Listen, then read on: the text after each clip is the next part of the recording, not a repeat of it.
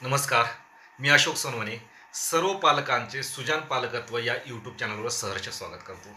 आजपर्यंत आपण मानसिक स्वास्थ्यासाठी अनेक व्हिडिओज सुजाण पालकत्व या यूट्यूब चॅनलवर पोस्ट केलेले आहेत.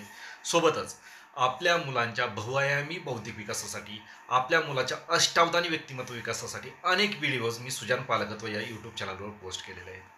आपल्या मागणीनुसार आज मी सतत पॉझिटिव्ह विचार आपल्या मेंदूमध्ये कसे निर्माण करायचे किंवा निगेटिव्ह विचाराला दूर कसं ढकलायचं यावरील हा व्हिडिओ आपल्यासाठी बनवित आहे. नक्कीच इतर व्हिडिओप्रमाणे हा सुद्धा व्हिडिओ तुम्हाला आवडेल याची मला खात्री आहे. तर मला समजतंय, मला सुद्धा कळतंय की वारंवार निगेटिव्ह विचार जर माझ्या मेंदूमध्ये निर्माण होत असतील तर माझी हार्टबीट वाढते, माझी मान आणि खांदे सुजतात, माझ्या पायाला खूप थकवा येतो. हे सर्व मला समजतं. मी खूप प्रयत्न करतोय, वारंवार प्रयत्न करतो की ते निगेटिव्ह विचार माझ्या मेंदूमध्ये निर्माण नाही झाले पाहिजेत. परंतु कितीही प्रयत्न केला तरी निगेटिव्ह विचार मात्र माझ्या मेंदूमध्ये निर्माण होतात आणि याचा सर्वात जास्त त्रास कोणाला होतो तर तो मला होतो. माझ्या त्रासामुळं हा त्रास माझ्या कुटुंबाला होतो. माझ्या परिसरातील सर्व माझ्या जवळच्या व्यक्तीला सुद्धा या गोष्टीचा त्रास होतो. त्यामुळे मला या त्रासापासून दूर जायचं आहे. मला माझ्या मेंदूमध्ये हे निगेटिव्ह विचार किंवा त्रासदायक विचार निर्माण झालेच नाही पाहिजेत, याकरिता मला प्रयत्न हवा आहे. याकरिता मला अचूक मार्गदर्शन हवं आहे असं अनेक माझ्या श्रोत्यांचा मागणी होती. त्यामुळे मी हा जाणीवपूर्वक व्हिडिओ आपल्यासाठी केलेला आहे. बघा, निगेटिव्ह विचार माझ्या मेंदूमध्ये का निर्माण होतात याचा आपल्याला शास्त्रशुद्ध माहिती असणं खूप आवश्यक आहे. कारण जर वारंवार निगेटिव्ह विचार निर्माण झाले, वारंवार त्रासदायक गोष्टी जर आपल्याला आठवत राहिल्या तर याचा परिणाम आपल्या मानसिक आणि शारीरिक स्वास्थ्यावर सुद्धा होतो. कसा होतो? जर मी वारंवार भावनिक विचारामध्ये अडकून राहिलो, वारंवार निगेटिव्ह विचारामध्ये अडकून राहिलो, वारंवार मला त्रासदायकच विचार आठवायला लागले तर काय होतं? तर लगे माझा BP वाढतो, हार्टबीट वाढतात, माझ्या रक्तातील साखरेचं प्रमाण वाढतं. त्यामुळं इच्छा नसताना सुद्धा अनेक आपल्याला औषधातून रसायनं आपल्या पोटामध्ये घ्यावी लागतात आणि त्याचे सुद्धा चुकीचे परिणाम आपल्या शरीरावर आणि आपल्या मेंदूवर दिसू लागतात. आणि हे सर्व मला कळतं, माहिती आहे, आणि यापासून मला दूर जायचं आहे. हीच सर्वच्या सर्व पालकांची किंवा सर्वच्या सर्व व्यक्तीची इच्छा असते. त्यामुळं आज आपण इथे हे समजून घेऊया की हे विचार माझ्या मेंदूमध्ये का निर्माण होतात. बघा, बाजूच्या आकृतीमध्ये तुम्हाला दिसतच असेल की मेंदूच्या खालच्या भागामध्ये छोट्याशा शेंगदाण्याच्या आकाराचा ॲमिगडाला नावाचा भाग असतो. या भागामध्ये भावनिक विचार निर्माण होत असतात, निगेटिव्ह विचार निर्माण होत असतात, त्रासदायक विचार निर्माण होत असतात. परंतु हे जे सेंटर आहे ॲमिगडाला, हे जे भावनिक विचाराचं किंवा निगेटिव्ह विचाराचं सेंटर आहे, हे मेंदूच्या खालच्या भागामध्ये आहे. मग जेव्हा हृदयाकडून रक्तप्रवाह मेंदूकडे येतो तेव्हा सर्वात पहिल्यांदा खालच्या भागात येतो, त्यानंतर वरच्या भागात जातो. त्यामुळं सगळ्यात पहिल्यांदा आपल्याला भीती वाटते, राग वाटतो, अस्वस्थ वाटते, ईर्ष्या निर्माण होते. हे सर्व कशामुळे होतं? कारण या विचाराचं केंद्र मेंदूच्या खालच्या भागात आहे. रक्तप्रवाह हृदयाकडून आलेला पहिल्यांदा खालच्या भागामध्ये येतो, त्यामुळे ते निर्माण होतं. ते नैसर्गिक आहे. म्हणजेच निगेटिव्ह विचार निर्माण होणं हे नैसर्गिक आहे. परंतु या विचारातून लवकरात लवकर आपण बाहेर पडलं पाहिजे, हे आपल्या हातात आहे. मग बाहेर कसं पडायचं? व्यावहारिक विचाराचं किंवा तार्किक विचाराचं जे केंद्र आहे हे मेंदूच्या वरच्या भागामध्ये आहे. मग त्या विचाराच्या पलीकडे जाऊन जेव्हा आपण विचार करतो तेव्हा भावनिक विचार किंवा निगेटिव्ह विचार संपतात आणि आपले पॉझिटिव्ह विचार सुरुवात होतात. त्यामुळं सर्वात महत्त्वाचं एक मुद्दा इथे मी नमूद करू इच्छितो की निगेटिव्ह विचार, त्रासदायक विचार तुम्ही टाळू शकत नाही, ते निर्माण होतच असतात.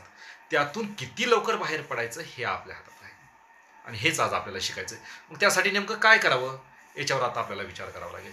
तर सर्वात महत्त्वाचा पहिला नियम, मी तुम्हाला 5 नियम सांगणार आहे.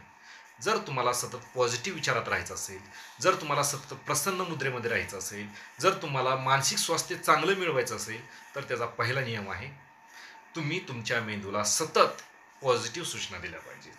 त्यालाच पॉझिटिव्ह ॲफर्मॅशन असं म्हणतात. म्हणजेच काय? जेव्हा तुम्ही सकाळी लवकर उठता किंवा जेव्हा तुम्हाला वेळ असतो तेव्हा तुम्ही तुमच्या मेंदूला सतत सूचना द्यायच्या. मी आज खूप आनंदी आहे, मला खूप आज चांगलं वाटतंय, माझ्या शरीराची जी तब्येत आहे ती खूप छान होत आहे, माझा अभ्यास खूप चांगला होत आहे, माझी आर्थिक प्रगती ही चांगली झपाट्यानं वाढत आहे. अशा वारंवार जेव्हा तुम्ही सूचना देता तेव्हा मेंदू त्या सूचना स्वीकारतो आणि तसंच तो काम करायला सुरुवात करतो. मग तुम्ही जर अशा पॉझिटिव्ह सूचना वारंवार मेंदूला दिल्या तर पॉझिटिव्ह सूचना मेंदूचा विचार करण्याचं केंद्र स्वीकारतं, ते सर्वच्या सर्व केंद्राला तशा सूचना देतं आणि त्यामुळे तुमच्या मेंदूमध्ये पॉझिटिव्ह विचार निर्माण होतात. बघा, तुम्हाला माहिती आहे आपल्या मेंदूमध्ये मन असतं, मनाचे पण दोन प्रकार पडतात, एक अंतर्मन आणि दुसरं असतं बाह्यमन. आपलं जे अंतर्मन हे 90% काम करत असतं आणि 10% हे फक्त बाह्यमन काम करत असतं. आणि आपल्याला आपल्या बाह्यमनामध्ये काय चाललं आहे तेच आपल्याला समजतं.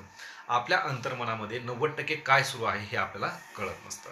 मग वारंवार जर आपण आपल्या अंतर्मनाला स्वयंसूचना देत गेलो तर मात्र त्याचा परिणाम आपल्या पॉझिटिव्ह विचारावर पडतो. मग आपल्या अंतर्मनाला सूचना कशा द्यायच्या, केव्हा द्यायच्या, हे सुद्धा आपल्याला माहिती असलं पाहिजे.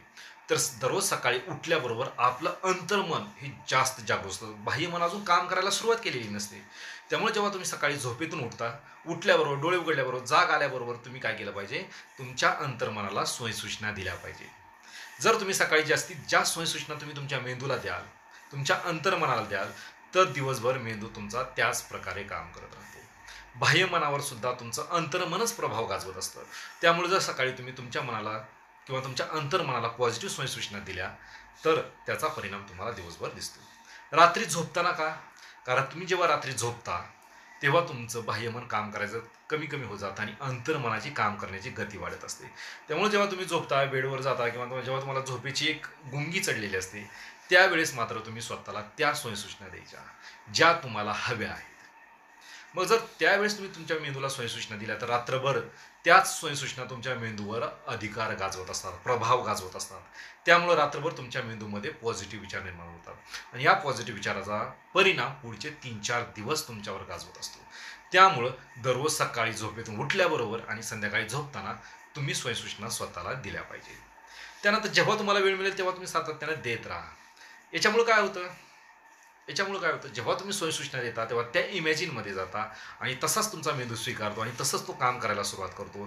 त्यामुळं पॉझिटिव्ह विचार जास्तीत जास्त तुमच्या मेंदूमध्ये निर्माण व्हायला तुम्हाला मदत होते. बघा, स्वयंसूचना या पूर्ण सकारात्मक आणि पूर्ण वाक्यातच असाव्या किंवा चालू किंवा पूर्ण वर्तमान काळातच असाव्या. असं का? माझ्याला आता मला कोणताही त्रास होत नाही, ही सुद्धा पॉझिटिव्ह सूचना आहे का? नाही.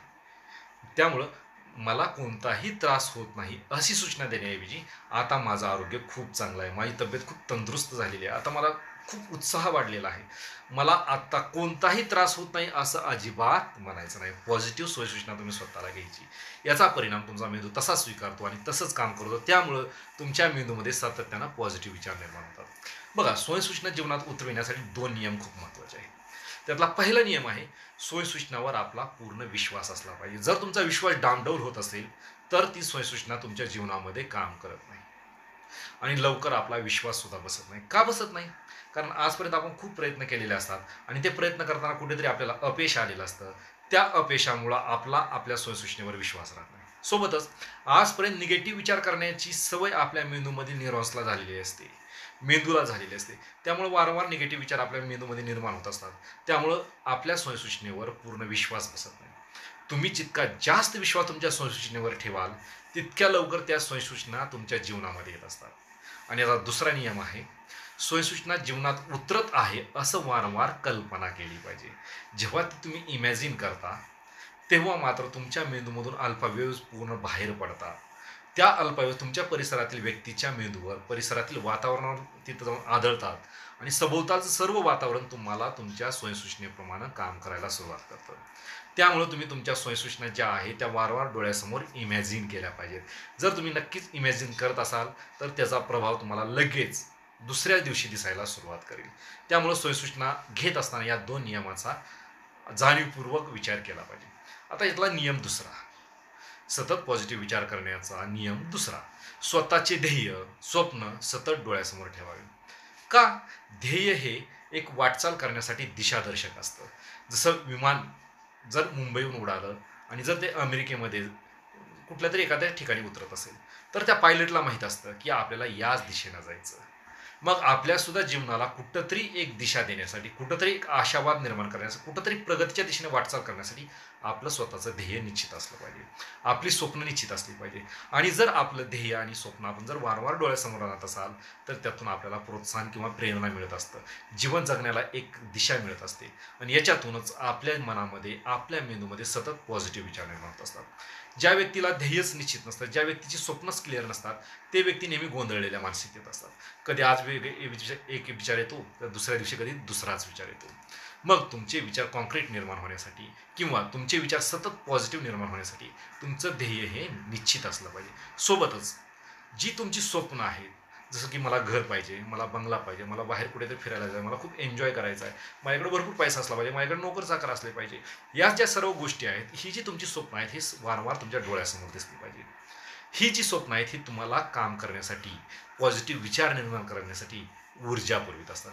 त्यामुळं नियम दुसरा हा आहे की तुमचं जे ध्येय आहे, तुमचं जे स्वप्न आहे हे वारंवार तुमच्या डोळ्यासमोर आली पाहिजे. बघा, नियम तिसरा खूप महत्त्वाचा आहे. मेंदूमध्ये सकारात्मक पेरा आणि मेंदूमधील तण किंवा गवत जे असतं ते काढून टाका. बघा, शेतकरी काय करतो, जमिनीची मशागत करून त्यामध्ये जे पेरतो तेच त्यातून उगवलं जातं. ज्वारी पेरली तर ज्वारीच उगवणार आहे, सोयाबीन पेरलं तर सोयाबीनच उगवणार आहे, किंवा ऊस लावला तर त्यातून ऊसच निघणार आहे. त्याचप्रमाणे जर तुम्ही तुमच्या मेंदूमध्ये पॉझिटिव्ह विचारच पेराल तर तुमच्या मेंदूमधून सुद्धा पॉझिटिव्ह विचारच बाहेर निघतात.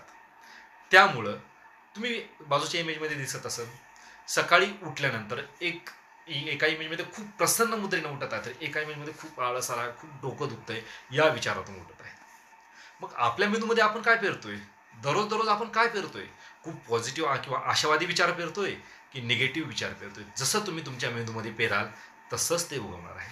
त्यामुळे वारंवार सकाळी झोपेतून उठल्याबरोबर तुम्ही काय तुमच्या मेंदूमध्ये पेरलं पाहिजे, नाही मला आज खूप प्रसन्न वाटतंय, आज माझा आत्मविश्वास खूप दांडगा आहे, मला आता हे करायचं, मला आता ते करायचं, मला हे वाचन करायचं, मला असा प्रयत्न करायचा, हे सगळं तुम्ही तुमच्या मेंदूमध्ये पेरलं पाहिजे, जेणेकरून जे तुम्ही तुमच्या मेंदूमध्ये पेराल तेच तुमच्या मेंदूमध्ये उगवणार आहे.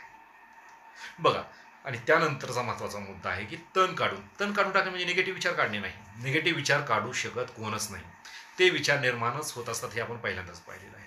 तर तण काढणे म्हणजे काय, आपण वारंवार आपल्या सभोवतालचं जे वातावरण आहे जसं पेरायचं त्या वातावरणामध्ये आपण जाणे म्हणजेच त्यातलं तण काढणे. जर वारंवार निगेटिव्ह विचारामध्ये जात असाल तर तुम्ही तण वाढवणार, वारंवार त्या निगेटिव्ह विचारापासून दूर जात असाल तर तुम्ही ते ॲटोमॅटिक तुमच्या मेंदूमधील तण तुम्ही काढून टाकत असता. त्यामुळे इथे हे लक्षात घेतलं पाहिजे की जसं तुम्ही तुमच्या मेंदूमध्ये विचार पेरता तसेच विचार तुमच्या मेंदूमधून बाहेर निघत असतात. त्यामुळे जास्तीत जास्त तुम्ही पॉझिटिव्ह विचार तुमच्या मेंदूमध्ये पेरले पाहिजे, म्हणजे वारंवार ते विचार केले पाहिजे. नियम चौथा, सतत पॉझिटिव्ह विचार करण्याचा नियम चौथा, आपले कोणतरी आदर्श असतं, आपलं कोणतरी प्रेरणास्त्रोत असतं, किंवा आपल्याला चांगले मित्रसुद्धा असतात. त्यांच्यासोबत बोलल्यानंतर, त्यांचे विचार ऐकल्यानंतर, त्यांची इमेज जरी आपल्या डोळ्यासमोर आली तर आपल्याला खूप प्रसन्न वाटतं, आपल्यामध्ये पण प्रेरणा निर्माण होते आणि आपल्या मेंदूमध्ये पॉझिटिव्ह विचार निर्माण होत असतात. छत्रपती शिवाजी महाराज नुसता शब्द उचलला की आपलं रक्त सळसळ सळसळ करायला लागतं. डॉक्टर APJ अब्दुल कलाम म्हटले की भारताचे खूप महान सायंटिस्ट आपल्या डोळ्यासमोर येतात.